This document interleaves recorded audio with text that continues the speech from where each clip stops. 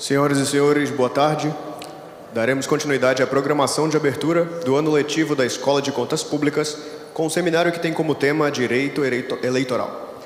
Para a terceira mesa de debates, que tem como tema Controle de Contas e Eleições, uma abordagem histórica de dilemas contemporâneos, convidamos o professor Dr. Tiago Matsushita, diretor da Escola de Direito da Alfa Educação, Unialfa FADISP.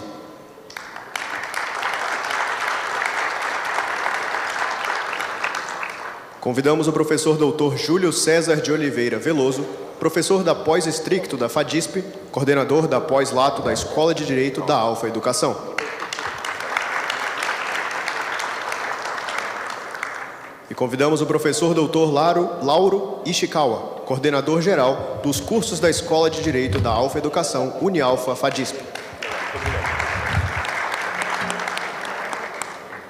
Com a palavra, o professor Dr. Tiago Matsushita, para presidir a terceira mesa de debates.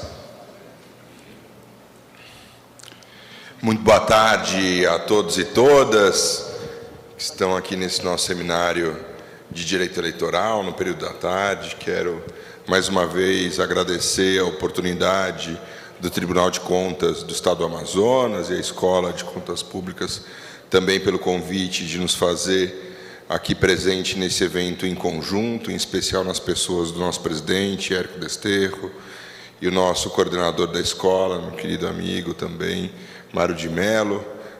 Dizer que para nós é uma satisfação imensa, em especial de também poder apresentar um pouco do nosso corpo docente, né, como contava ainda um pouco. Hoje, agora eles não estão aqui, eu já posso falar mal deles, já estou liberado, né?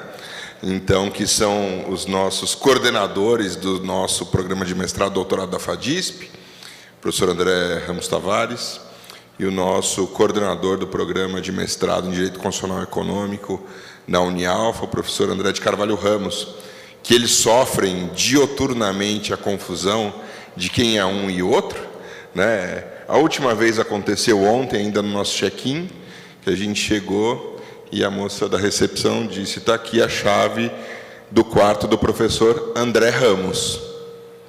E os dois são André Ramos, né? Um André Ramos Tavares, o outro André de Carvalho Ramos.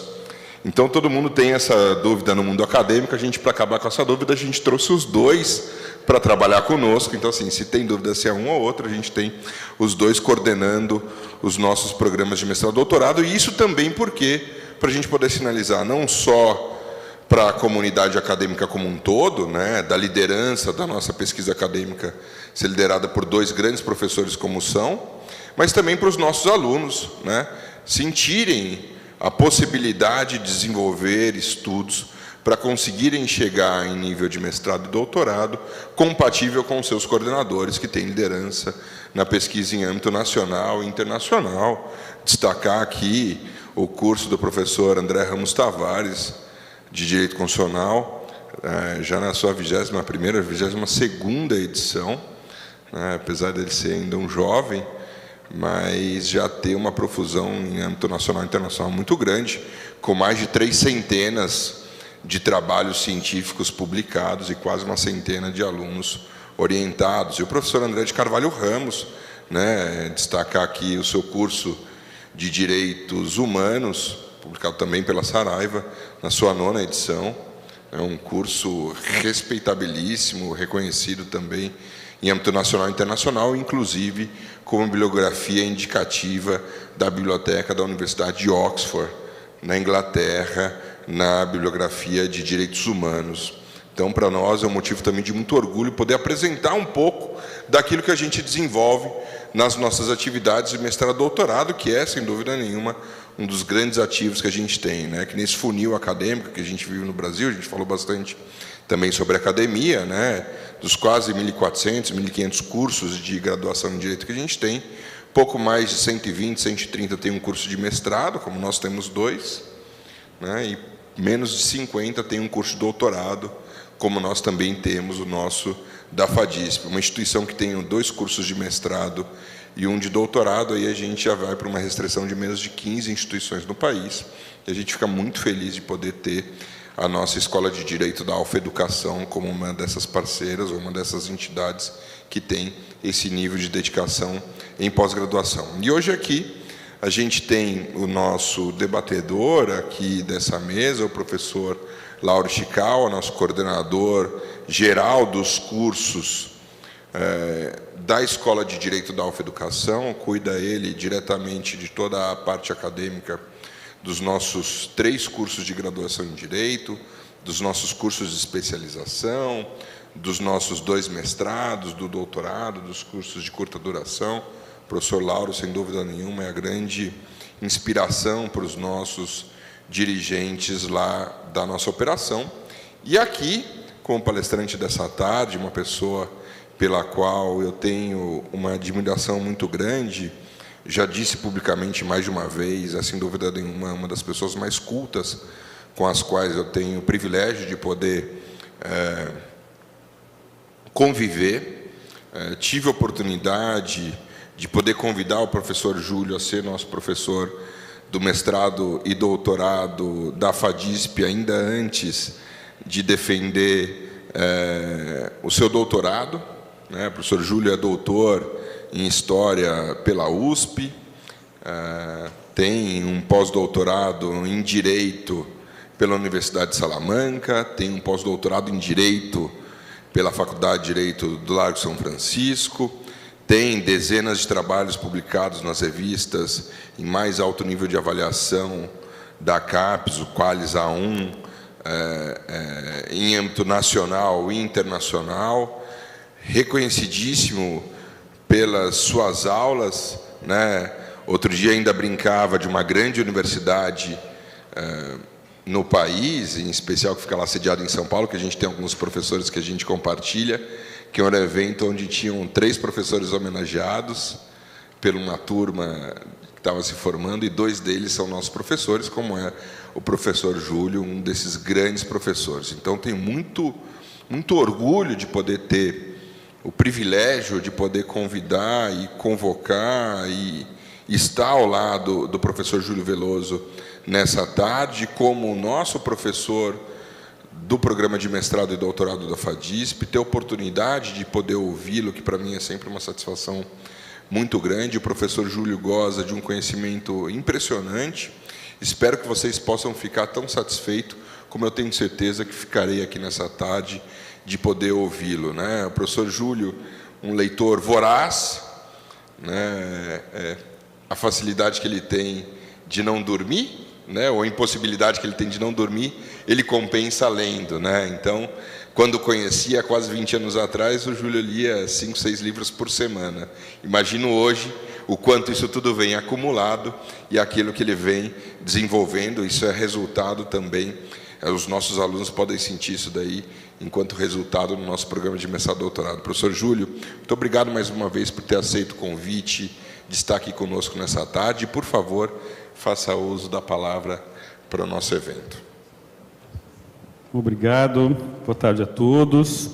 Queria cumprimentar o professor Lauro, que é da nossa parte, o principal responsável pela construção dessa parceria, que hoje tem um dia importantíssimo, essa parceria entre a Escola de Direito e esse Tribunal de Contas, essa Escola de Contas. Cumprimentar o professor Tiago, que é o líder desse nosso projeto, que não é só o projeto de uma universidade, de uma escola de direito, mas é um projeto, na verdade, científico, acadêmico, internacional. O professor Tiago é professor da Universidade de Siena, vocês sabem das conexões de internacionalização que nós temos, que são atípicas, não só pela quantidade, mas pela intensidade do nosso trabalho internacional, e o professor Tiago é um pivô disso. Nós estamos, como ele comentou rapidamente aqui na abertura, dando passos cada vez mais consistentes nesse processo. Muito provavelmente teremos um projeto Erasmus que envolve 11 universidades do mundo todo. O professor Tiago é o líder desse processo. Enfim, uma alegria muito grande estar aqui, e agradecê-lo pela apresentação generosa que ele fez de mim. Quero cumprimentar o pessoal que está aqui assistindo, em especial minhas orientandas que estão aqui. É uma alegria vê-las aqui. A gente tem vários estudantes aqui, vários mestrandos, doutorandos da nossa instituição que participam aqui desse evento desde de manhã. É uma alegria encontrá-los aqui em Manaus, né? E assim, o que eu disse antes, né? Uma alegria grande estar aqui, por tudo que eu disse, mas a coisa mais importante de todas é que nós estamos num dia histórico aqui. É um dia muito importante, porque, para além de ter feito esse seminário riquíssimo, nós vamos abrir aqui, vamos inaugurar o nosso MBA, né? A gente sabe que não é simples montar uma pós-graduação lato sensu direito, né? Montar uma pós-graduação lato sensu com cuidado, em alto nível, não é? Com um projeto pedagógico claro, com disciplinas bem feitas, com emendas bem definidas, e a gente vem trabalhando nesse projeto de forma concentrada. Ressalto mais uma vez o papel do professor Lauro como elemento fundamental dessa construção da nossa parte, né? E isso é uma grande realização, por uma série de questões, né?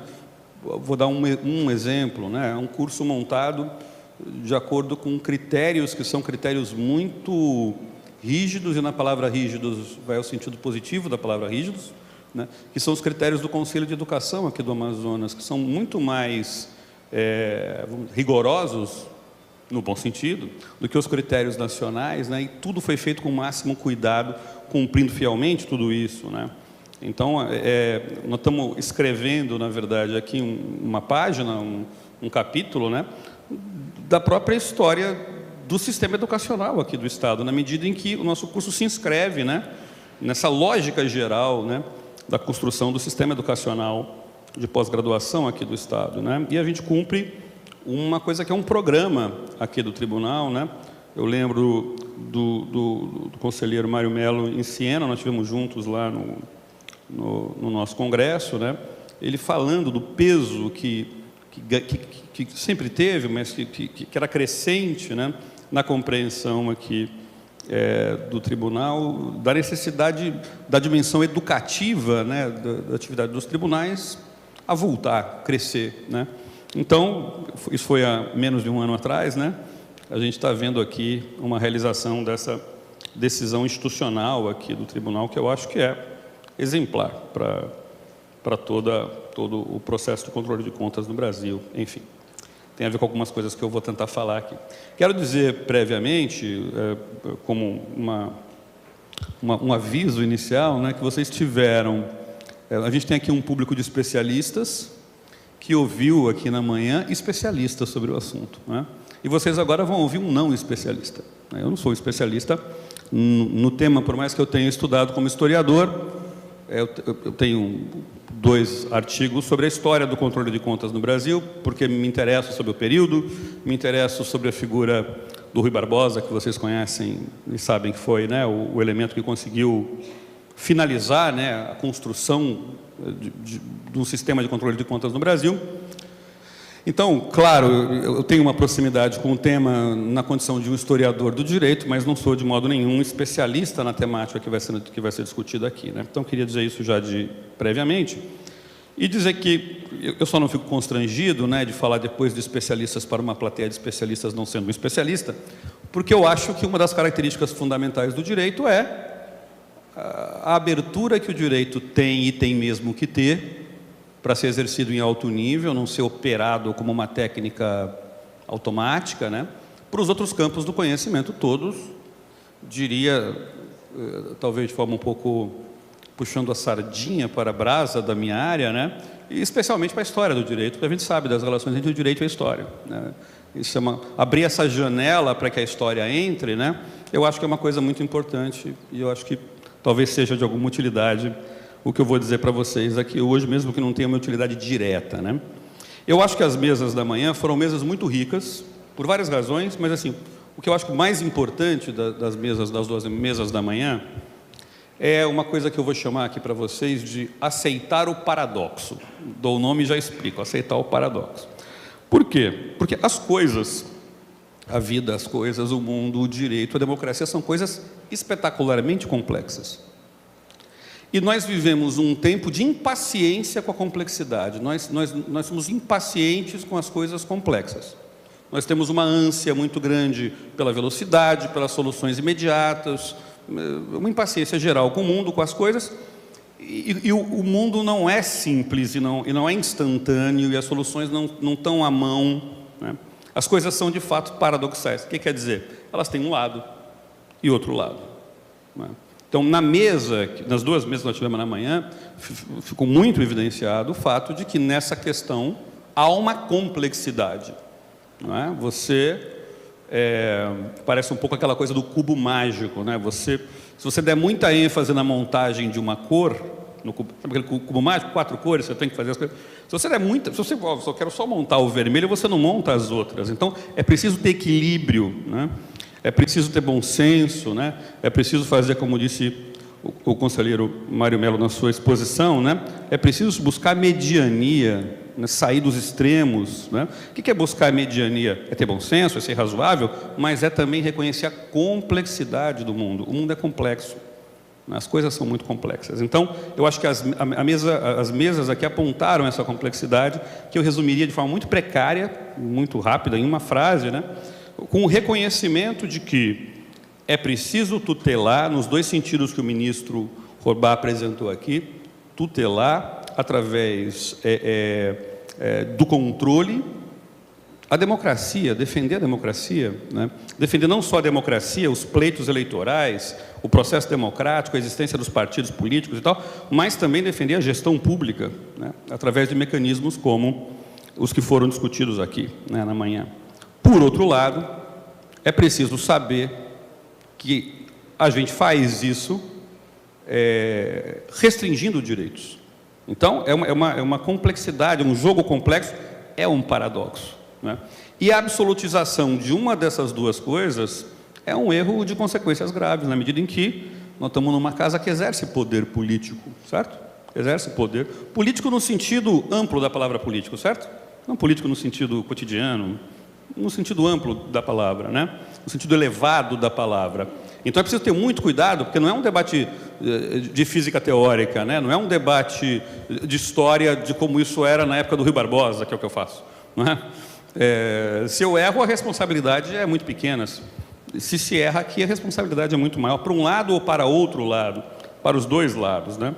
Então o que eu vou fazer aqui é, na verdade, ao invés de apresentar soluções porque eu não saberia fazer isso, na verdade, deixar uma coisa que já é complexa, um pouco mais complexa, né? E peço desculpas por fazer isso, mas é um pouco o que os historiadores fazem, né? O historiador é aquele sujeito que vai no cinema com um amigo, com a namorada e tal, né? Está passando o filme, aí o filme está passando, e a pessoa está achando o filme muito bom e tal. O historiador é aquele chato que vai no ouvido e fala, mas não foi assim, não era assim. É muito mais complicado do que isso, são os ossos do ofício do historiador, né? Então eu vou fazer, porque eu acho que de alguma maneira isso pode ser interessante, curioso, tem alguma esperança de que é até útil, né, para os raciocínios que vocês precisam fazer no cotidiano da atividade central, importantíssima e de grande responsabilidade que cabe a vocês, né? A primeira coisa então eu vou, paradoxo, né? Por um lado, por outro lado, né? Então, no por um lado da questão da restrição dos direitos, né, eu queria levantar uma questão, sempre baseado na história, a minha especialidade, o título da mesa, né? Desafios contemporâneos, olhando a história, né? Então, o paradoxo é o desafio contemporâneo. Quando a gente olha, né, para a questão da restrição dos direitos, que foi muito bem levantada e ponderada nas duas primeiras mesas aqui, de forma muito profunda, tem todas as dimensões que foram levantadas e tem outras dimensões que eu acho que a gente deveria trazer à baila para compor a equação. Eu gosto da imagem da equação, né? A equação é isso, né? Compor a equação, às vezes é mais importante, bem a equação, às vezes é mais importante do que resolver a equação, porque muitas vezes a resolução da equação não é possível. Você não tem a situação na qual você vai resolver a equação e tirar os dois lados da equação, né? Então a montagem da equação é fundamental. E você, às vezes, deixar um elemento de fora da equação, você vai chegar num resultado falso, né? Então, para ajudar a compor a equação, um dos dois lados da equação, né? Eu acho que tem um elemento que precisa ser levado em conta, né? E digo isso pensando mais pelo lado da ciência política e da história política do que exatamente do direito, né? Que é a dimensão também coletiva da restrição de direitos. Porque essa restrição de direitos, você vai, né, de forma justa, por razões absolutamente razoáveis, defendendo a democracia, defendendo que não haja abuso do poder econômico, defendendo a gestão pública, restringir os direitos de um indivíduo. Essa restrição de direitos do indivíduo, muitas vezes, é só a restrição de direitos do indivíduo.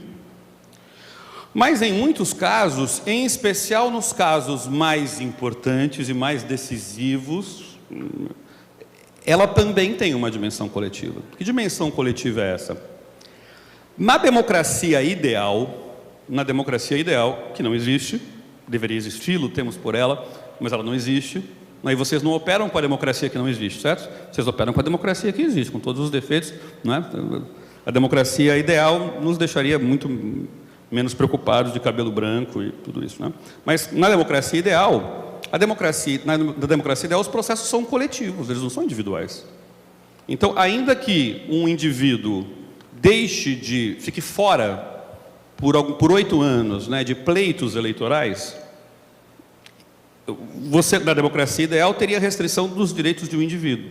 Na democracia real, em todos os casos, não, mas em muitos casos não é assim que funciona. Por quê? Porque a democracia como ela aconteceu, se a gente pensar na democracia como uma coisa que vem, né, na vida real, na história como ela aconteceu, na prática do século XIX, do segundo terço do século XIX, né, é quando a gente passa a poder falar em democracia, eu vou tocar nesse assunto daqui a pouco, o acúmulo da democracia e o nosso direito pressupõe a ideia de acúmulo da democracia. Por exemplo, quando a gente olha para toda a legislação sobre partidos no Brasil e no mundo, ela pressupõe um processo acumulativo. O direito garante e fornece condições para que os partidos, vou usar o termo evoluam, esvaziem ele de sentido ruim, tá? Evoluam. Por que no Brasil a legislação garante que exista fundações partidárias? Porque você pressupõe que essa fundação acumulará conhecimento, formará quadros políticos, vai ter uma escola do partido, certo? Então, essa ideia cumulativa da democracia, ela tá, claro que ela é discutível, porque tudo é discutível, mas ela organiza o direito eleitoral no Brasil e no mundo. Você tem países no mundo em que tem uma verba para o partido, tem uma verba para a fundação, tem uma verba específica para o jornal do partido, só para o jornal do partido, né? Pega, por exemplo, eu estudei isso uma época por uma coisa totalmente aleatória, mas pega, por exemplo, o que era a legislação da Alemanha na época da República de Weimar sobre os partidos políticos. É exatamente isso. Os partidos montavam na Alemanha verdadeiras escolas. É por isso que 10 anos depois das leis que garantiram isso, você tinha 20, 30 deputados do Partido Social Democrata Alemão que eram operários. O cara era operário e era deputado do Partido Social Democrata Alemão. Quando, pessoal? 1914, 1916, 1917, 1920, porque essas escolas... Então, essa ideia acumulativa, ela está na base do que é o direito eleitoral, o direito constitucional, a noção de partidos, né? Agora, onde é que essa acumulação acontece na vida real? Essa acumulação, ela acontece só nas instituições? Não. Essa acumulação, ela se coagula, vamos dizer assim, em indivíduos. Parte dessa acumulação. Então, você tem algumas figuras políticas que são figuras portadoras de direitos, e se essa figura fica fora por uma razão justa, né, por 8 anos dos pleitos eleitorais, trata-se da restrição de um direito individual. Mas tem figuras que quando saem desse espectro, você tem, na verdade, a restrição de direitos que estão ligados ao direito dos eleitores em geral. Por quê? Porque não ficou depositado numa instituição, ficou depositado numa figura, uma certa corrente de opinião política, que está ali consubstanciada numa figura. Que tipo de figura, pessoal? Todos os tipos de figura, de direita, de centro, de esquerda. Só no Brasil, pessoal? Não. Vocês talvez tenham pensado, quando eu falei isso, entendi, é o fenômeno do caudilho político, né? Porque o professor falou que é indesejável, então aquele caudilho político, em certo sentido, é isso, né? Então, professor, um fenômeno latino-americano, né? Não, pessoal. É um fenômeno mundial, é um fenômeno da própria democracia, nos lugares em que a democracia se apresenta. Porque a gente está absolutamente preparado, né, para olhar um latino-americano, e eu repito, de direita, de centro, de esquerda, não importa, um líder desse tipo da América Latina, e dizer um caudilho, e não é um nome que me parece errado, tá? Não tem problema com ele. Mas a gente olha para os europeus, E talvez eles tenham características muito parecidas, inclusive europeus, que são, vamos dizer assim, top of mind das citações de todos os tipos. Quando você pensa, por exemplo, numa figura como Churchill, o que o Churchill é? Quando chamaram o Churchill para o poder para que ele pudesse vencer a guerra, né? Podiam chamar qualquer membro do Partido Conservador? Podiam, pessoal? Qualquer membro do Partido Conservador tinha o mesmo significado que ele tinha? É claro que não, pessoal. Ele foi chamado por razões muito determinadas, porque ele representava um tipo de atitude, um tipo de pensamento, um tipo de corrente, um tipo com perdão da palavra, um tipo de belicismo. Ele era a expressão de uma corrente inglesa que tinha no Partido Trabalhista, no Partido Liberal, que praticamente desapareceu, e no Partido Conservador, que eram a turma que achava que o inimigo potencial era a Alemanha. Ele era o grande sujeito disso. Porque tinha uma outra turma que achava que o inimigo potencial era a França. E a briga era com a Alemanha. Vocês compreendem o que eu estou dizendo? Então, estava nele, não estava no partido. O que era o desejável, pessoal? O desejável é que essas coisas não estejam em pessoas. Vocês compreendem? Por quê? Porque é um caudilho, ou seja, é uma pessoa que... Mas assim que é, pessoal, assim que é, essa é a democracia realmente existente. A democracia realmente existente faz com que esse acúmulo aconteça em partidos, é o mais desejável, mas também em pessoas. A gente podia falar do De Gaulle, pessoal, na França. O que é o De Gaulle, pessoal? O De Gaulle é exatamente isso. Ele era um líder que consubstanciava um programa. Aliás, a frase, o De Gaulle representa um programa, não é minha, é dos franceses. Ele era um programa. O que é o desejável, pessoal? O desejável é que os partidos tenham um programa e que uma pessoa não signifique um programa. Um programa é uma coisa de uma instituição, de uma corrente. Pessoal, bom, e esses sujeitos exerceram que parcela de poder, pessoal? Os dois. Uma parcela de poder maior do que seria desejável.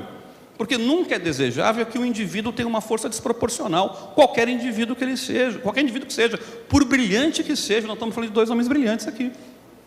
Não é? Então, é uma coisa mas é assim que a democracia aconteceu.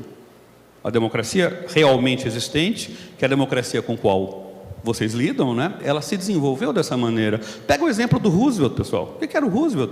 O Roosevelt foi um sujeito que se elegeu seguidamente 4 vezes nos Estados Unidos. 4, mas não pode, mas ele se elegeu 4 vezes. 1, 2, 3, 4 vezes. Como é que ele se elegeu, pessoal? Ele se elegeu pela sua capacidade. Ele se elegeu porque ele era um grande líder. Ele se elegeu porque ele inventou um negócio chamado New Deal. Eu não sei se vocês sabem disso, mas a gente fala, o New Deal é a aplicação da teoria keynesiana. Mas sabe qual que é o detalhe, pessoal? O Keynes escreveu depois. O Roosevelt fez o keynesianismo e o Keynes não tem direitos autorais para esse tipo de coisa. Mas ele pegou a experiência do New Deal e foi um grande líder, um homem muito capaz. Pode-se gostar dele ou não, né? Ele é um homem muito polêmico. Né? Mas o que ele fez, pessoal? Ele concentrou uma quantidade gigantesca de poder. Gigantesca, absolutamente desproporcional. E ele ganhou 4 eleições como? Pela sua capacidade, pelo fato de que as pessoas de fato gostavam dele. Mas, pessoal, é um dos espetáculos de uso da máquina pública de manual, se você quiser usar como manual. O que ele tinha na mão? Foi citado aqui, pessoal. Ele tinha todos os presidentes de sindicato na mão, todos. Que apoiavam ele por quê? Porque eram oportunistas? Porque tinham convicção, porque de fato ele era um sujeito que... Vocês compreendem? Então, ele se reelegeu 4 vezes, eu acho que isso é suficiente para a gente ver como nós estamos falando. Pessoal, eu não estou falando de democracias atípicas, atrasadas, da periferia, recentes. Eu estou falando da França, da Inglaterra, dos Estados Unidos. E isso acontece na América Latina? Isso acontece na América Latina, claro que acontece, pessoal. Essas figuras, né, que consagram um programa e que acabam, de forma, na minha visão, indesejável, não é? Vamos dizer assim, representando uma opção política, elas encarnam um caminho e, retiradas da cena política, esse caminho desaparece. Não é? Então, eu somaria nas complicações que foram levantadas aqui, essa questão. Para tirar aqui a conclusão, eu não estou tirando nenhuma, porque eu disse para vocês que eu não tinha nenhuma condição de resolver os problemas, né? Mas para que a gente possa enxergá-los de forma mais ampla, se eu tiver razão, claro, né? Uma outra questão, né? Então esse é o que eu queria dizer sobre esse lado do paradoxo, né? tem a ver com isso. Uma outra coisa que a gente podia pensar, não, professor, isso é um fenômeno dessa época, não é uma coisa permanente. Está acabando isso no mundo, ou no começo não era assim. Eu fiquei pensando, eu falei, por causa do tempo, eu vou falar alguma coisa sobre antes ou sobre depois. Eu vou falar sobre antes, porque eu acho que o pessoal gosta mais de história, quanto mais para trás, mais interessante. Quando a gente pensa, pessoal, por exemplo, né, o berço da democracia, a Grécia Antiga, vocês sabem que tem muito de mito, né, mito fundador da democracia aí, mas tem um pouco também, tem certa dose de verdade. Né? Quando a gente fala em democracia, nós estamos falando de Atenas, um lugar específico da Grécia, uma das cidades da Grécia, né? E nós estamos falando de um século, o 400 a.C. Vocês sabem, né, pessoal? A gente pode falar de Grécia desde a civilização micênica, 1600 a.C., e a Grécia nem acaba, né? Ela se dissolve no Império Romano, sei lá, no 200 depois de Cristo, 150 depois de Cristo, né? É invadida pelo Alexandre Magno, depois, enfim. É muito tempo, né? Quando tem democracia, pessoal, num lugar, uma cidade, num século 400. Nesse 400, pessoal, a democracia tem um nome, e é um nome de uma pessoa, chamada Péricles. A democracia é o Péricles, e o Péricles é a própria democracia. Ele é o elemento garantidor da democracia em Atenas. Quer dizer que só ele defendesse o modelo democrático? Não. Quer dizer que ele representa, é ele que mobiliza, é a figura dele que mobiliza as massas que defendem a democracia ateniense dos seus inimigos. Porque a democracia ateniense nunca deixou de ter inimigos. Inimigos, pessoal, escondidos, inimigos conspiradores, até deram um golpe de Estado, mas não. Inimigos abertos, pessoal. Vocês querem ver um inimigo aberto da democracia? É só um cara mais... O Sócrates, pessoal. O Sócrates era um homem que andava pelas ruas de Atenas pregando contra a democracia. Dizendo o quê, pessoal? Dizendo que a democracia era o governo dos piores. Dizendo que as massas não tinham nenhuma condição de tomar decisões. Quando o Sócrates é julgado e condenado, sabe qual era o tipo penal pelo qual ele foi condenado? O tipo penal era corromper a juventude contra a democracia. Porque ele é o primeiro filósofo, é o cara que leva a filosofia para as ruas, e nós queremos fazer um ensino socrático, em que todo mundo participe, que seja aberto, e é bom, é só coisa boa. Né? Mas ele é um inimigo aberto do regime democrático. Ele é um inimigo do Péricles. Ele gosta da esposa do Péricles, que é a Aspásia, mas ele abomina o Péricles. Querem ver outro inimigo, pessoal? O Platão. Dei uma República. É um livro, pessoal, impressionante, inacreditável, é de uma beleza... É um livro contra a democracia ateniense e contra o Péricles. Né? Então o Péricles tinha que ser... Não era fácil, era uma briga dura, tanto é que foi derrubado. Enfim, era nele. Vocês sabem como é que o Péricles... E ele, vocês sabem, foi eleito estratego e reeleito sucessivamente por décadas e décadas e décadas. A democracia ateniense, modelo, pessoal, é tão modelo que é o preâmbulo, tá, como é que chama aquele negócio que você coloca no começo do texto? É a citação da declaração mais importante de formação da União Europeia. É um discurso feito pelo Péricles, é o elogio fúnebre do Péricles, que nem foi o Péricles que escreveu, né? Mas foi o Tucídides que... Enfim, mas está lá agora, então é uma coisa importante, relevante. É o regime de um homem, de um líder, né? Vocês sabem que na Assembleia, na Grécia Antiga, nas Assembleias, você tinha uma margem de liberdade grande, mas não era uma liberdade total, como no nosso caso, né? Por exemplo, a imunidade, pegando como exemplo, só porque é o paralelo, né? Na nossa Assembleia, o Parlamento, né? Os deputados têm imunidade, certo? Mas eles não têm imunidade para cometer crimes de microfone na mão, certo? A imunidade era assim na Grécia Antiga também, né? Então uma pessoa podia ser presa na Assembleia. Uma pessoa podia ser até morta na Assembleia, assassinada pela massa, né?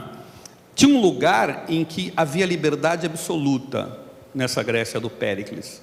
Era o teatro. No teatro havia liberdade absoluta. Era impensável alguém prender um ator pelo que ele falasse, né? Então era muito famoso o Péricles estar assistindo o teatro e o Péricles ser chamado de tirano pelos atores. Muitas vezes era, porque era lugar que você podia dizer. O líder da democracia, vocês compreendem? Então essa coisa da figura do caudilho, ela está ligada à democracia como ela realmente aconteceu, né? E pego o Péricles para entrar no meu segundo e penúltimo assunto, que tem a ver com o outro lado do paradoxo, né? que a necessidade de defender o regime democrático, a necessidade de coibir os abusos, a necessidade de punir quem abusa, de defender a democracia de quem promove esse tipo de abuso, de crime e tudo, né? Como é que funcionava, pessoal, na Grécia Antiga, para eu não precisar gastar tempo com outro exemplo, né? Como é que funcionava essa coisa da responsabilização? Era um elemento absolutamente fundamental da democracia na Grécia Antiga. E ela funcionava assim: ao final de um mandato, vocês sabem que eles tinham mandato? O Péricles tinha mandato, é que ele ganhava sempre as assembleias, porque era querido pelo povo, mas ele tinha um mandato, né? Ao final do mandato, você tinha que fazer uma coisa chamada prestação de contas. Prestação de contas do seu mandato. Você era obrigado a prestar contas. E um dos elementos fundamentais da prestação de contas, sabe qual era, pessoal? Dizer como é que você gastou o dinheiro. Você tinha que dizer. Era uma prestação de contas no sentido estrito da palavra contas. Tinha que fazer. Este momento da prestação de contas, olha que coisa curiosa, ele era um momento fundamental da democracia. Por quê? Porque ele era a hora na qual a democracia tentava se proteger de quem estava tentando usar o sistema democrático para acabar com a democracia. Era aí. E o instrumento usado pela Assembleia nessa época era uma coisa chamada, vocês já ouviram? Ostracismo. O nome é grego, o nome é... Pois, esse ator foi para tal... Está no ostracismo, sumiu. Ostracismo. O que é ostracismo, pessoal? Qual que é essa punição, o ostracismo? Você era ostracizado. Era você ficar 10 anos fora da cidade, mas o problema não é ficar fora, não era o desterro. O núcleo não é... O núcleo era, você não pode participar das eleições. Você não pode ocupar cargos públicos por 10 anos. Então a punição era o afastamento. A pessoa era morta? Não era morta. Uma coisa muito típica, pessoal, de todas as punições da época: confiscar bens. Muito típico. Confiscava bens? Não se confiscava. O núcleo era, você vai ficar fora das eleições. Você não vai poder fazer na Assembleia, você não vai poder se candidatar, você não vai poder ser sorteado, vocês sabem, né? A maior parte dos cargos era ocupada por sorteio. Você está fora, depois você volta, por 10 anos. Seus bens estão aqui, pode levar se você quiser. Mas você é um elemento pernicioso para a democracia, né? Por que isso não aconteceu com Péricles? Porque se você fosse reeleito, você não precisava apresentar a prestação de contas. Você precisava, mas você não podia ser, você tinha uma imunidade enquanto você estava no cargo. Então ele era obrigado a se reeleger permanentemente, também porque, quando ele não fosse reeleito, ele teria problemas muito graves, né? Vocês sabem que a Atenas de Péricles, ela é um verdadeiro campo de obras públicas, né? Quem visita Atenas hoje, pessoal, você só vê coisas feitas na época do Péricles. Quem já foi para Atenas, saiu de lá com um nome na cabeça: Fídias. Fídias. Quem é Fídias, pessoal? Fídias é o grande escultor de tudo aquilo que a gente vê, ou de quase tudo aquilo que a gente vê, do Partenon, daquelas estátuas maravilhosas, da Vênus, enfim, da Afrodite, né, no caso, enfim, tudo. E o Péricles, então, o Péricles tinha como amigo, parceiro, construtor das obras que ele fazia, Fídias. E ele era casado com uma mulher chamada Aspásia, que era, pessoal, uma mulher completamente atípica na Grécia Antiga. Vocês sabem que a Grécia é uma civilização muito misógina, profundamente misógina, né? E essa Aspásia era uma intelectual, era em torno dela que se organizava toda a cena intelectual ateniense. Pensa no intelectual de Atenas aí, Aristófanes, da comédia ateniense, todos os caras do teatro da tragédia, o Heródoto, o fundador da minha disciplina, que é a história, né? Todos esses eram peixes, como se diria hoje no futebol, dessa Aspásia, que era uma mulher brilhante. Estou falando do Fídias e da Aspásia, não para gastar o tempo de vocês, mas porque o que a Assembleia fazia não podendo responsabilizar o Péricles? Ela perseguia o Fídias e a Aspásia.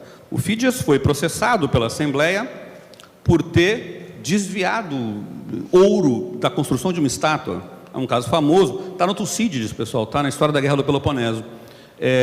O que o Péricles faz desesperado? Pesa a estátua. Ele pega o ouro, o peso em ouro, retira o ouro, pesa para poder mostrar que ele não tinha roubado. Aspásia ia ser condenada, ela não era ateniense, ele implora para a Assembleia, aquele povo que gostava dele, para que ela não fosse condenada. E ela é uma figura muito interessante, porque o Sócrates não gosta do Péricles, o Péricles não gosta do Sócrates, mas o Sócrates é obcecado pela Aspásia, tanto é que num dos diálogos do Platão é ela que fala, é uma mulher que fala, o que é uma coisa totalmente atípica. É uma mulher porque é a Aspásia, né? Uma das coisas que falavam para esculhambar o Péricles, uma coisa que eu acho bonita, é que o Péricles era comandado por uma mulher, era uma acusação, e diziam que ele beijava essa mulher todas as manhãs quando saía. Beijava essa mulher, o que era visto nessa sociedade como um exemplo enorme de submissão, né? Porque o beijo tinha significados diferentes do que eles têm. Mas é bonita a história, né, de um homem que gosta de uma mulher e a beija toda manhã ao sair, né? Então, quando nós, né, recebemos uma reclamação, né, de que você saiu nem me deu um beijo, pensem um pouco no peso dessa perseguição contra o Péricles. Enfim, e essa questão da responsabilização, né? Estou olhando aqui o relógio do professor Tiago. Eu tenho um apreço por esse tema da responsabilização, porque o meu doutorado é sobre isso, né, sobre o tema da responsabilidade dos empregados públicos. E eu queria, de forma rápida, não caindo na armadilha de falar muito do assunto, porque é um assunto que me interessa bastante, né, de forma rápida levantar uma questão sobre isso, que eu também acho que é interessante para a gente raciocinar. Que questão? Primeiro, vocês sabem que o constitucionalismo moderno, né, como o ministro Horbat usou essa expressão aqui, que é um conceito importante que se usa na história do direito, né? Porque você pode dizer que tem um constitucionalismo antigo, mas constitucionalismo moderno é um fenômeno que nasce na independência dos Estados Unidos, menos na Constituição dos Estados Unidos, tá? E mais na dos Estados, por razões que eu não tenho tempo de desenvolver aqui, mas nasce nos Estados Unidos e tem como ponto principal a Constituição mais importante de todas as constituições já feitas em qualquer tempo, que é a Constituição de 1791 na França, certo? Não estou dizendo que ela é boa, estou dizendo que ela é ruim, estou dizendo que ela é importante, porque ela vai criar o parâmetro do que são as constituições. Se vocês olharem lá, vocês vão ver que vários artigos de constituições do mundo todo hoje têm exatamente a redação da... Exatamente mesmo, é uma tradução literal. Tá? Então, muito importante e tal. Constitucionalismo nasce aí. Pessoal, a democracia nasce aí? Não, pessoal, não nasce. Nasce o voto, mas não nasce a democracia. O voto é Democracia é só voto? Não. Voto faz parte da democracia, certo? A democracia tem muito mais coisa na democracia, certo? A existência dos partidos políticos sobre a qual enfim, é um elemento. Mas quando a democracia moderna, né, tem Atenas, mas moderna, nasce, o voto moderno já tem muito tempo. Por quê, pessoal? Porque o voto é um instrumento do constitucionalismo. Ele nasce assim, como um instrumento. Por quê? Porque o voto não é o elemento que permite a participação democrática, no começo. O voto é o elemento que dá legitimidade a emanação de comandos por parte do Estado, tá? Em geral, leis, né? Mas não só. Mais do que leis, tá? Por exemplo, é o voto que, para esse constitucionalismo que está nascendo, os códigos penais de processo penal estão nascendo aqui no mesmo movimento, né? É um certo combo de códigos e constituições, né? O Código Penal e os códigos de processo penal estão amparados também no voto, porque eles têm que ser produto do parlamento. Então, se está passando um carro de polícia aqui na rua, né, ele faz, o que eu tenho que parar? Tem a ver com o fato de que eu voto, está relacionado. Então, o voto ele está ancorado inicialmente no constitucionalismo e não na democracia. A democracia vem depois. Procurem, pessoal, a palavra democracia na Assembleia da França Revolucionária. Dá para dar uma busca, tem online no site da Gálica. Vocês vão encontrar 3 ou 4 menções. O que é isso? Por que eu estou falando isso, pessoal? Porque, na verdade, a gente tem um trio aqui. E é uma outra coisa que eu queria dizer que eu acho que pode ser útil para vocês de alguma maneira, né? Você tem um trio que nasce antes da democracia. Um trio. Esse trio é Constituição, voto, que garante a legitimidade de quem está exercendo o poder, e responsabilidade dos agentes públicos, pessoal. É um trio. Vem antes do voto. Vem antes da democracia, vem junto em paralelo com o voto, tá? Porque eles não se relacionam diretamente, em paralelo. Eu vou falar sabe qual o termo que era usado na época, pessoal? E as palavras têm importância? Responsabilidade dos empregados públicos. Essa é a expressão. Responsabilidade dos empregados públicos. Por que isso é tão central? Isso é absolutamente central, pessoal, porque a Constituição, ela não nasceu para... ela nasceu para dar direitos. Até porque as primeiras constituições, elas mais reconhecem direitos pré-existentes do que dão. Então, não é para isso. As constituições nascem para limitar o poder do Estado. Constituição, depois ela vai fazer outras coisas, tá? Vai ter constituição dirigente, vai ter todo tipo, vai ter vai ter a Constituição do México, enfim, vai mudar. Mas ela nasce para limitar os poderes, ela nasce para o rei ter menos poder, os juízes terem menos poder, o parlamento ter menos poder. Essa é a função primordial das constituições. Uma das coisas fundamentais para diminuir o poder do Estado, vamos chamar assim, o que é, pessoal? Responsabilizar os agentes públicos.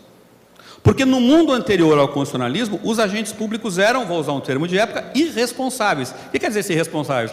Quer dizer, eles não podem ser responsabilizados. Não podiam. Só se o rei quisesse. Então, por exemplo, se um ministro é preso, por que ele era preso, pessoal?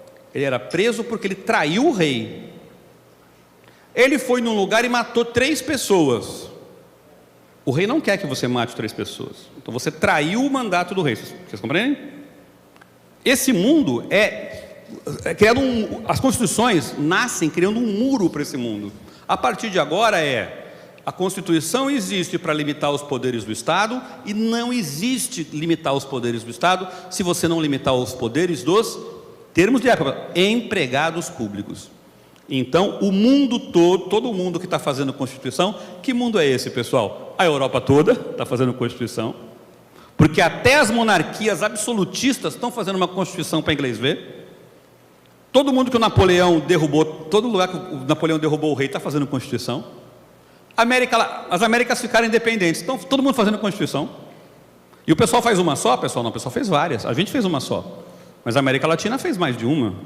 Então está todo mundo. E a Europa? Pessoal, a Europa também. Só aqui na América Latina, hein, pessoal? Uma bagunça. Toda Constituição, a cada 3 anos na América Latina tinha uma Constituição. Pessoal, a França fez uma Constituição em 1791, outra em 1793, outra em 1795, outra em 1799, outra em 1804, outra em 1814, outra em 1830. Estava todo mundo fazendo muita Constituição, né? E todo mundo estava tentando, pessoal, fazer o quê? Estabelecer um processo de responsabilização dos empregados públicos. Estou falando, pessoal, do alvorecer do constitucionalismo, antes da palavra democracia ser usada amplamente no debate político. E tem uma coisa muito curiosa e muito interessante, é muito mais fácil fazer em república, pessoal. Por quê? Porque na república você pode responsabilizar todo mundo, o presidente da república, os ministros, o judiciário, você faz uma lei razoável, tudo. Pessoal, e nas monarquias constitucionais, como é que você faz? É muito complicado, pessoal. Por quê? Porque você não pode responsabilizar o rei, pode? Não, pessoal. É um princípio das monarquias constitucionais até os dias de hoje, o adágio, o rei não erra. O rei não erra. Tá? O rei não erra. É uma ficção constitucional fundamental, porque senão vira bagunça, vocês compreendem? O rei tem uma natureza em que ele não pode ser responsabilizado. Você não pode, pessoal, no parlamento da Espanha, pegar o microfone e ficar esculhambando o rei. Não pode, vocês compreendem? É um princípio, senão a monarquia aí troca pela república, né? Se você quiser fazer isso. Então é uma grande complicação. Pessoal, que país enfrentou essa complicação? Nós enfrentamos, pessoal. O Brasil enfrentou. Porque nós éramos uma monarquia constitucional. Todos os países se lançaram na aventura de fazer uma lei de responsabilidade do presidente, dos ministros, do judiciário. Todos que eu pesquisei, não conheço nenhum que tivesse Constituição que não tenha tentado. Pessoal, eu só encontrei um que conseguiu, nós. A primeira lei da história do parlamento brasileiro chama-se Lei de Responsabilidade dos Ministros e dos Empregados Públicos em geral. Primeira lei, porque o parlamento reuniu em 23, vocês sabem, né, para fazer a Constituição, e foi dissolvido, certo? 100 anos esse ano, né, pessoal? Do primeiro golpe de Estado da história do Brasil, a dissolução da Assembleia Constituinte de 23, né? E depois o parlamento se reúne como... Era a Assembleia Constituinte, se reúne como parlamento de verdade em 26. Os deputados discutem... E aí, gente, qual vai ser a primeira lei que a gente vai fazer? O que é mais importante? Sabe o que eles decidem? Eles discutem liberdade de imprensa, não tinha, ou responsabilidade dos empregados públicos, dos ministros e tal. Ganha a segunda, e a segunda é feita uma lei de 27. Os outros países ou não conseguiram aprovar, porque era uma guerra, ninguém quer ser responsabilizado, certo? Nenhum agente público quer ser responsabilizado. Então, ou não faziam, ou fizeram leis, pessoal, só sobre... Ou fizeram uma lei de impeachment para o presidente e uma lei de responsável dos ministros, só. Quem conseguiu fazer? O Brasil fez para todo mundo uma lei que é muito interessante, né? Então, eu estou dizendo isso para a gente tirar um pouco da cabeça uma noção de atraso, que é muito forte na nossa ideia, não é? A nossa democracia nosso sistema constitucional é atrasado. Só aqui teve poder moderador, né? A ideia de que é uma especificidade do Brasil, a fraude, o coronelismo, a compra de votos. Pessoal, isso não é uma especificidade do Brasil, isso é debatido largamente na Europa, pessoal. Você vai discutir história das eleições na França, é só do que se fala, certo? As eleições eram mais ou menos organizadinhas em Paris, mais ou menos organizadinhas nas cidades de portuárias, que estavam... Mas na França profunda, que é a 4/5 da França, era o que nós chamaríamos aqui de coronelismo, inchada e voto, né?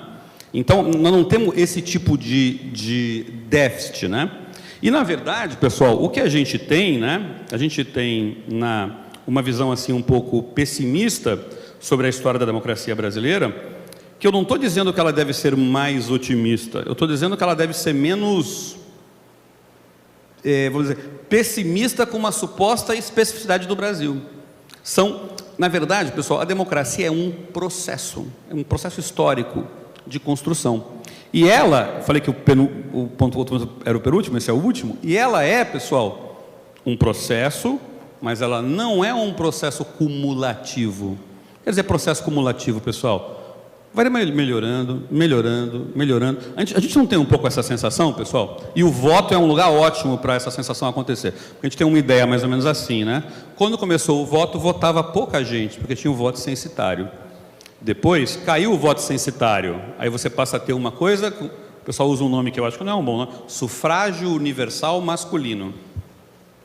Eu acho um nome esquisito, porque se metade não vota, não é universal, né?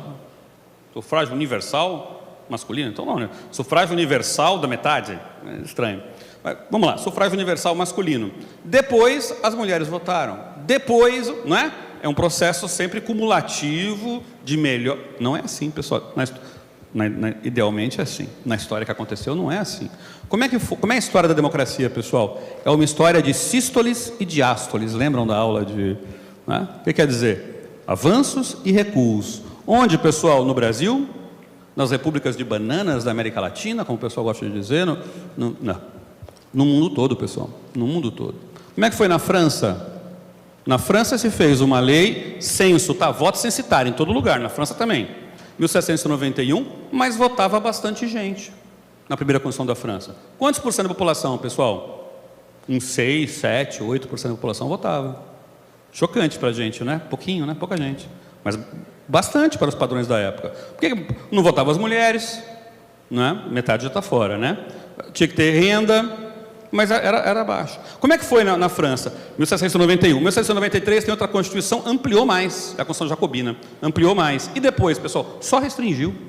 95 restringiu, 99 restringiu, 1814 é a restauração, restringiu mais ainda, transformou o Senado em vitalício. Aliás, Senado é vitalício em quase todo lugar do século XIX. O que quer dizer, pessoal? Você só troca o senador quando ele morre. Não é? Então, avança e recua. Pessoal, quando é que as mulheres votaram na França, avançadíssima, e avançadíssima mesmo, belíssima, a terra da Revolução Francesa? Quando as mulheres votaram, pessoal? 1945, na França. As mulheres votaram em 1945. Quando elas votaram no Brasil? 1932. Péssimo. Mas fomos melhor que a França nesse assunto. Foi antes. Pessoal, no Brasil, as mulheres... O que eu estou dizendo, pessoal? Vai e volta, tá? A democracia não é tipo o iPhone, né? Tem o 6, depois tem o 7, é melhor que o 6. Depois você tem o 8, é melhor que o 7 e o 6. Não é uma coisa cumulativa, não é. Vai e volta, recua e avança, recua e avança. No Brasil, pessoal, o Brasil foi lá e aprovou, né, o voto feminino em 32. Um grande avanço. Encerrou o assunto do voto feminino, pessoal? Não. De jeito nenhum, pessoal. Mas não é que encerrou e o pessoal por baixo do pano não queria deixar... Não. O debate continuou aberto depois, porque continuou muita gente dizendo, aliás, está aí um belo tema para mestrado, doutorado, Continuou muita gente, não, as mulheres não deviam votar, foi um erro grave. Esse debate foi feito abertamente. Sabe onde ele foi feito? Não sei se choca vocês, a mim choca. Foi feito na Academia Brasileira de Letras. Por quê?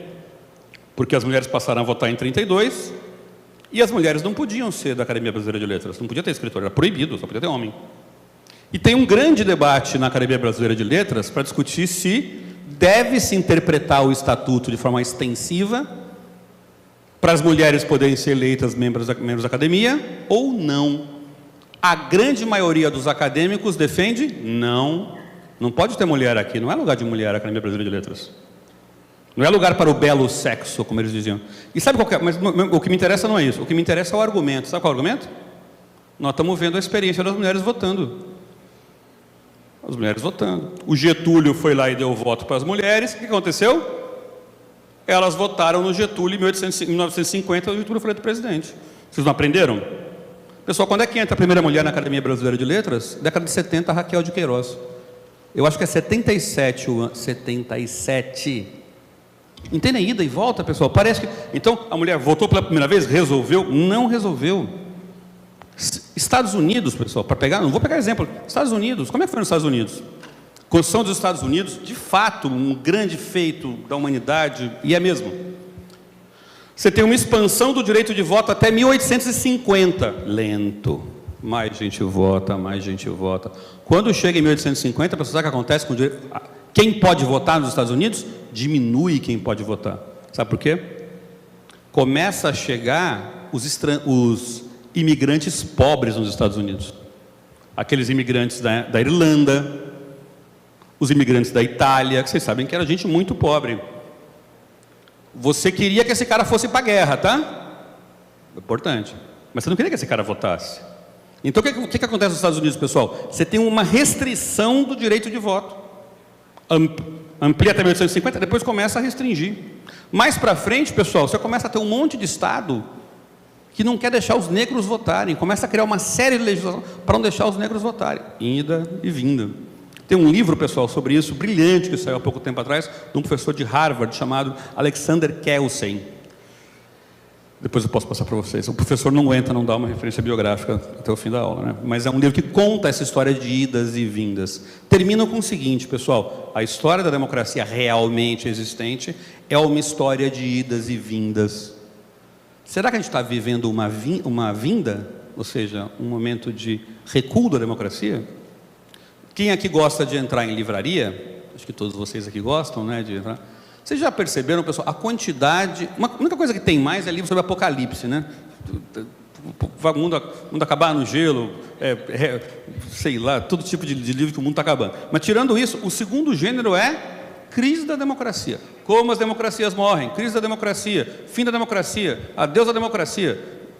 Pense aí, até falta título, porque tanto. De todo tipo, né, pessoal? Tem livro desse escrito por gente de direita, de esquerda, conservador, mais ou menos, progressista, todo tipo. Se a gente partir do pressuposto, pessoal, que onde há fumaça, há fogo, é uma ideia, né? Está todo mundo falando e tal. Talvez a gente esteja vivendo um momento de recuo da democracia.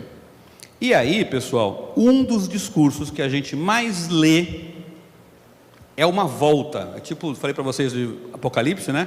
É aqueles coisas de Apocalipse que voltam os mortos, né? Tipo, como chama? Walking Dead, né? É uma volta de um discurso que parecia morto. Sabe que discurso é esse? A demofobia. O povo não sabe votar. O povo vende o voto. O povo... Vocês compreendem? Se houver uma crise da democracia, o sintoma mais forte é esse discurso ter voltado. O povo não sabe votar. Regiões do Brasil não sabem votar. Regiões da Itália não sabem votar. Todo mundo manipulado, todo mundo comprado. Qual que é a questão, pessoal? O que está na raiz desse... Esse fenômeno não existe? Existe em certo sentido, não existe, pessoal? Existe ou não existe compra de votos no Brasil, pessoal? Existe ou não existe gente que troca? Existe, pessoal. Mas onde está o núcleo do problema? E com isso eu termino a minha fala. O núcleo do problema não está em quem vota, pessoal. Está em quem abusa do poder econômico, certo? Está em quem compra. Está em quem usa o Estado, certo? Então, termino dizendo isso. Nós estamos vivendo... Toda a minha fala foi para dizer, né, a democracia vai e volta, avança e recua, pode recuar a qualquer momento e tal. Se tiver acontecendo um recuo, o papel do controle de contas é absolutamente fundamental. Por quê? Porque o diagnóstico está sendo colocado, pessoal, é uma demofobia. O diagnóstico, o problema está sendo creditado aos mais pobres, quando o problema não é, né? Ou seja, todo o abuso é um abuso promovido por quem tem força, por quem tem dinheiro, por quem tem poder, né? Então, é um dos termos aqui do nosso paradoxo, que talvez tenha ganhado, tenha renovado, né, a sua importância diante desse momento de crise da democracia que talvez a gente esteja vivendo. É isso, pessoal. Muito obrigado.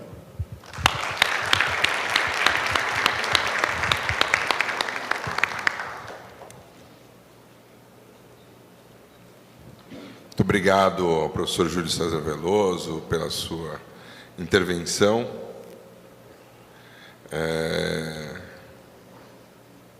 Reflexão, né, nessa, como ele mesmo disse, nessa ida e vinda dos tempos, dos pensamentos, a gente poder refletir um pouco e poder sentir, intuir um pouco daquilo que vem para frente, né? Então, queria aproveitar a oportunidade para poder passar a palavra ao professor Lauro Chical, nosso coordenador geral dos cursos de Direito da Alfa Educação, para poder fazer os seus comentários. Muito bem. Boa tarde a todas, boa tarde a todos. Muito obrigado, professor Tiago, muito obrigado, professor Júlio, pela deferência, mas eu vou parafrasear aqui e repetir o que o professor André Ramos Tavares falou logo depois da palestra do ministro Carlos Orbach. Não tem mais o que falar, né? Acho que já está esgotado o assunto.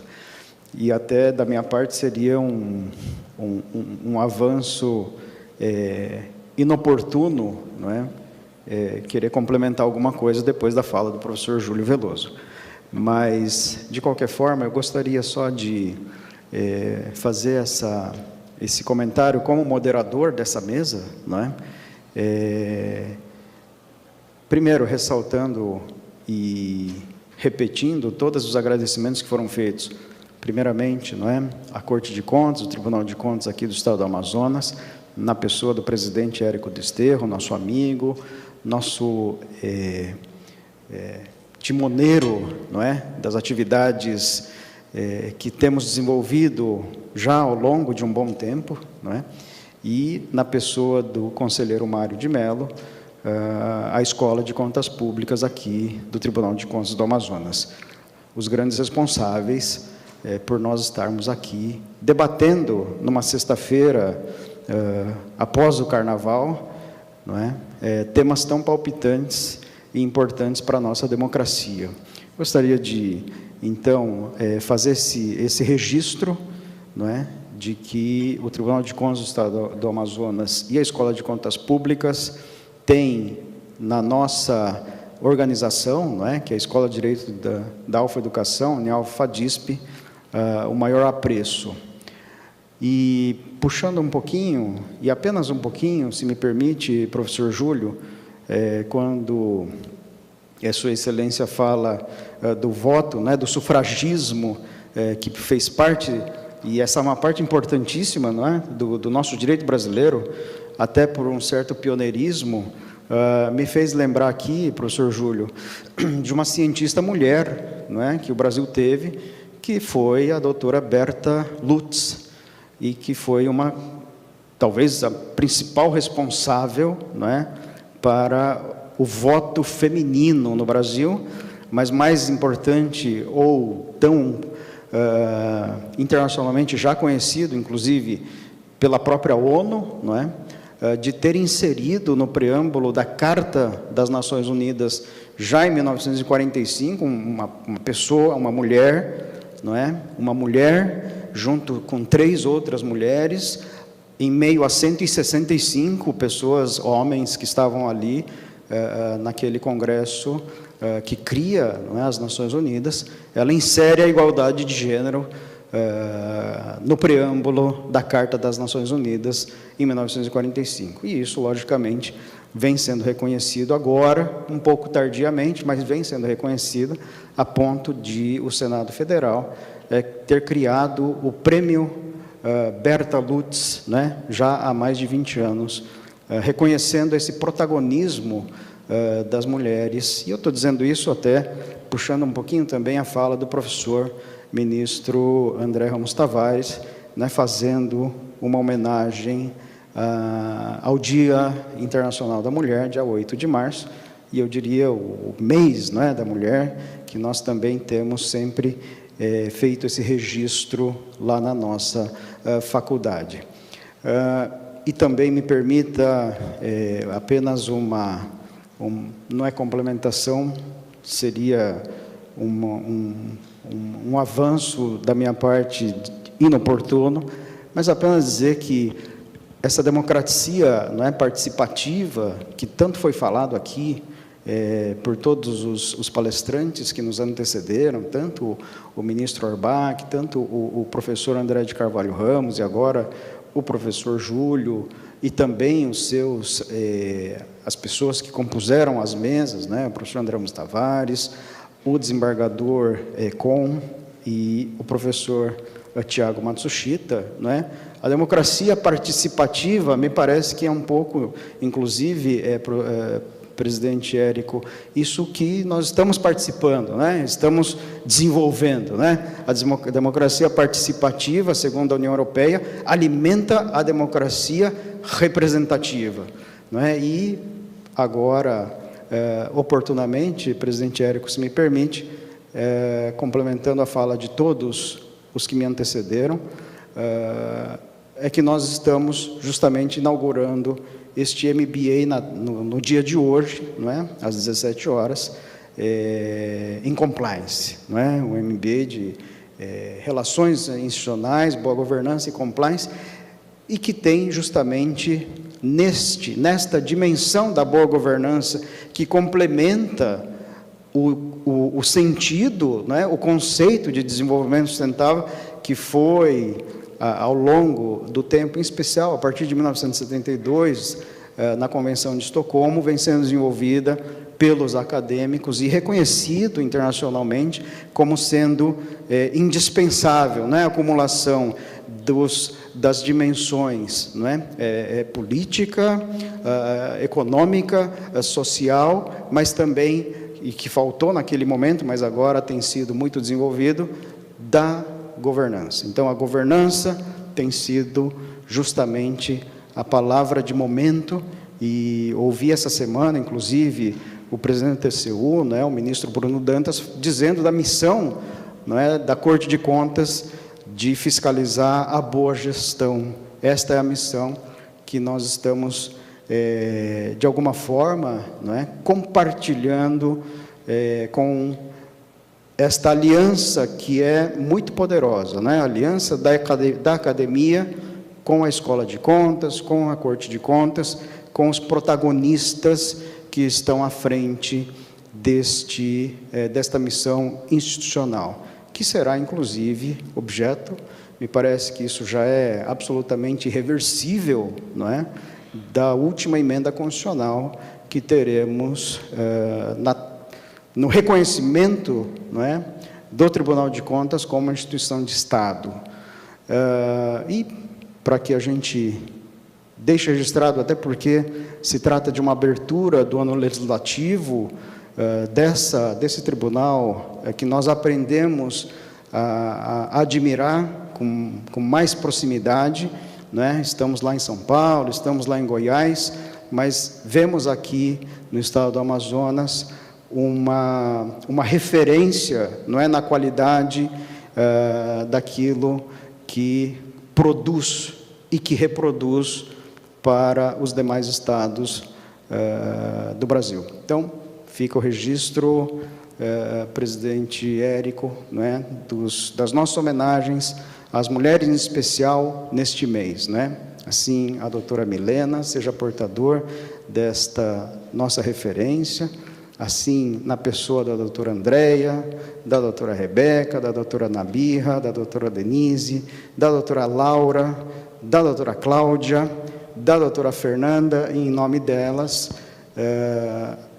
cumprimento, né, todas as mulheres que aqui estão e estão nos assistindo, mas é um registro importante para a gente finalizar, né, com o devido reconhecimento, frase da doutora Berta Lutz, né, como haverá paz se não houver mulheres, não é, discutindo esta palavra, não é? Então, fica aqui este registro e agora, com a presença do conselheiro Mário, também seja portador dos nossos reconhecimentos à doutora Elza de Mello.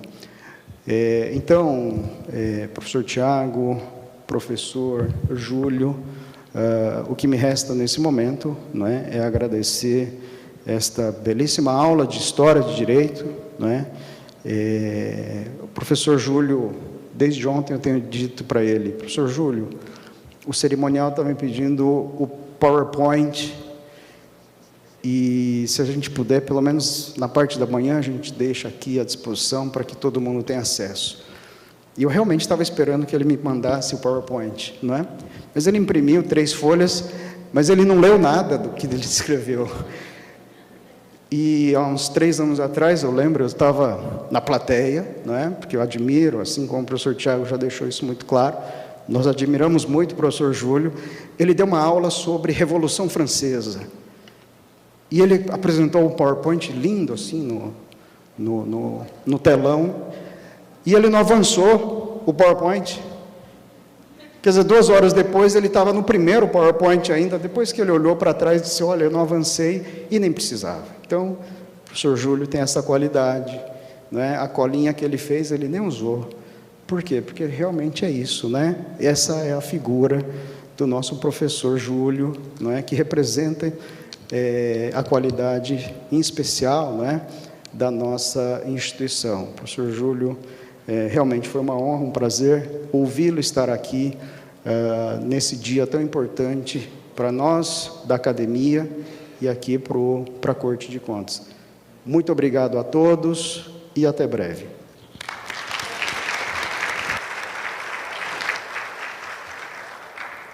Por fim, então, queria, antes de fazer as minhas últimas palavras, dizer que também, dentre as suas atividades, né, o professor Júlio é o nosso coordenador dos cursos de curta duração e especialização, responsável direto pela execução desse MBA que a gente inaugura daqui a alguns minutos, né, tão importante MBA que a gente estava aqui discutindo a sua importância.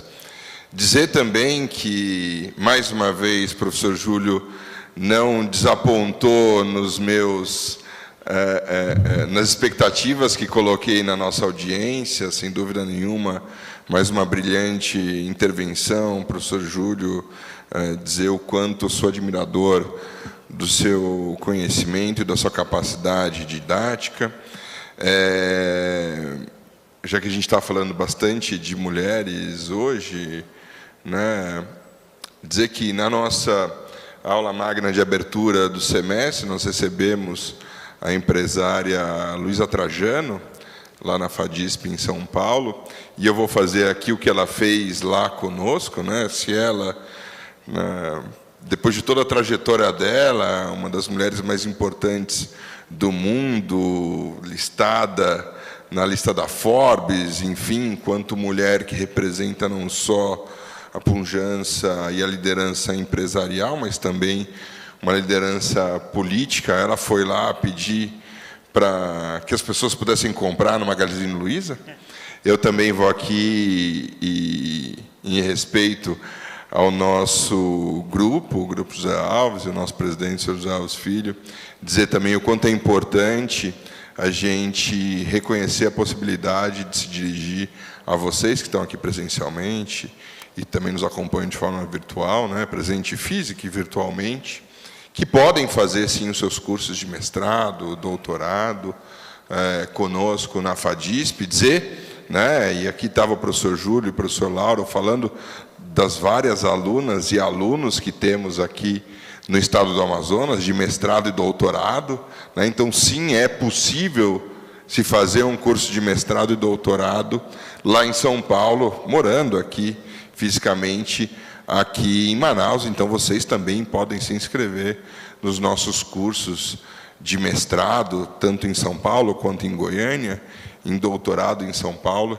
e possam vir a ser, como vários dos nossos professores, né, fazer parte dessa nossa equipe, como é o professor Júlio, como é o professor Lauro, como são os nossos professores Andrés, professores da nossa instituição, e vir, claro, também a ter a oportunidade de reproduzir. A gente faz muita questão de tê-los junto a nós, como é o caso hoje da professora Cíntia Bruneta, que pude anunciar hoje pela primeira vez como professora da nossa instituição, que vai inaugurar aqui esse nosso curso de MBA em Compliance e Boa Governança, aqui em parceria com o Tribunal de Contas do Estado do Amazonas. Sem mais, queria mais uma vez e por último agradecer a oportunidade de ter realizado esse seminário de Direito Eleitoral em parceria da Escola de Direito da Alfa Educação com o Tribunal de Contas do Estado do Amazonas, na pessoa do grande líder acadêmico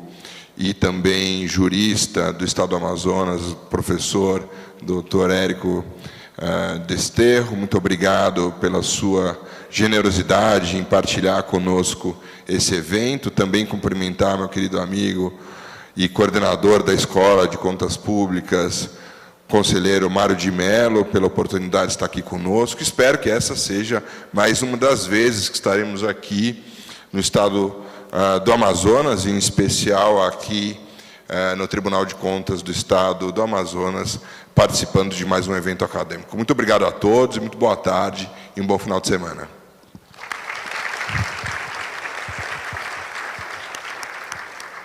Convidamos o excelentíssimo senhor conselheiro Érico Xavier Desterro e Silva e o conselheiro Mário Manuel Coelho de Mello para entregar a placa de participação aos palestrantes da terceira mesa de debates. Dr. Tiago Matsushita, Dr. Júlio César de Oliveira Veloso e Dr.